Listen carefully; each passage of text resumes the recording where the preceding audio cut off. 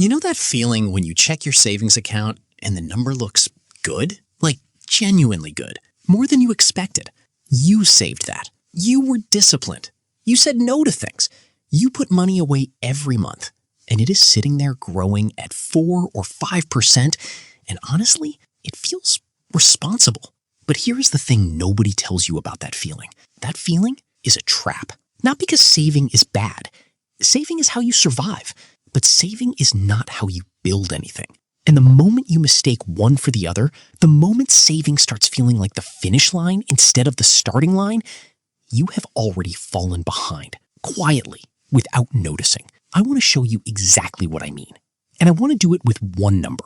If you save $500 a month for 10 years at 5% interest, a genuinely good savings rate, you end up with around $78,000.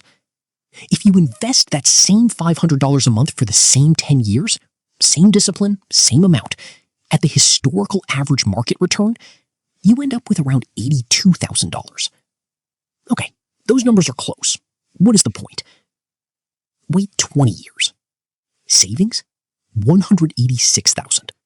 Investing, $343,000. Same money, same discipline. $157,000 difference, just from where you put it. That gap is the step most people never take. And today, I am going to show you exactly how to take it. Why savers stay savers. Most people who save never start investing. And it is not because they are lazy or uninformed. It is because investing feels dangerous in a way that saving does not. When your savings account goes up, even by $40, it feels safe. The number never drops. You can see it, you can touch it, it is yours. When an investment drops 5% in a week, which happens regularly and means absolutely nothing long-term, it feels like losing, like failing, like you made a mistake. This feeling is called loss aversion. Behavioral economists have studied it for decades. We feel the pain of a loss roughly twice as intensely as we feel the pleasure of an equivalent gain. So a $200 drop in your investment account hurts more than a $200 gain feels good. And savings accounts exploit this feeling perfectly. The number never drops. It just slowly, quietly, steadily grows, while inflation eats away at what that number can actually buy. Here is the truth about a 5% savings rate in a world with 3 to 4% inflation. Your real gain, the actual increase in what your money can purchase, is somewhere between 1 and 2%. That is it. You are not building wealth at 5%. You are barely treading water. Investing does not feel as safe, but it is where real growth actually happens. The step nobody takes. So why do most people never make the switch? If the math is so obvious, why do 9 out of 10 people who understand investing still leave the majority of their money in savings? Because there is a gap between knowing something and doing something. And that gap has a specific shape. It looks like this. Someone reads about index funds. They understand it. They think, yes, I should do that. And then they open a brokerage account and they see all the options and they freeze. What fund do I pick? How much do I put in? What if I pick wrong? What if I invest today and the market crashes tomorrow? And so they close the app. They go back to their savings account and they tell themselves they will figure it out later. Later becomes next month. Next month becomes next year. And the compounding clock keeps ticking in someone else's favor. The step nobody takes is not the research step. It is the first deposit step.